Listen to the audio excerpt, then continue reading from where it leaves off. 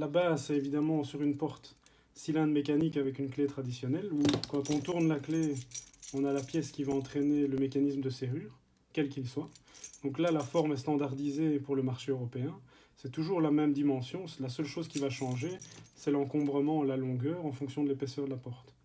En serrure électronique, on distingue serrure électronique, donc cylindre électronique avec module électronique et batterie en extérieur.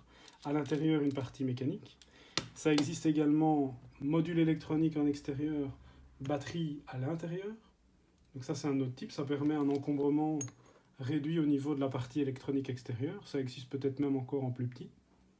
Et alors, dans tout à fait un autre registre, cylindre électronique, beaucoup plus compact, avec les batteries côté intérieur, c'est des petites piles boutons. Et à ce moment-là, au lieu d'avoir un gros module de lecture avec l'électronique, il y a un petit peu d'électronique dans la clé, un petit peu d'électronique dans le cylindre, et ça fait des cylindres qui peuvent fonctionner avec des clés tout à fait qui ressemblent à une clé de voiture, un peu moderne, mais qui peuvent fonctionner de manière un peu plus user-friendly, quoi. Alors, en termes de clés, mais ça je n'ai pas de cylindre à montrer, il existe aussi des clés avec tête électronique et la partie mécanique. Et ça c'est encore un autre type, un autre style, mais ça existe et c'est plutôt pour le monde de l'entreprise. Et ça c'est vraiment la polyvalence. On va pouvoir avoir des portes qui fonctionnent avec l'électronique plus la mécanique. Et pour réduire les coûts, une fois qu'on est à l'intérieur de l'enceinte, on a des portes qui vont fonctionner qu'avec le mécanique et plus d'électronique. Donc plus de polyvalence.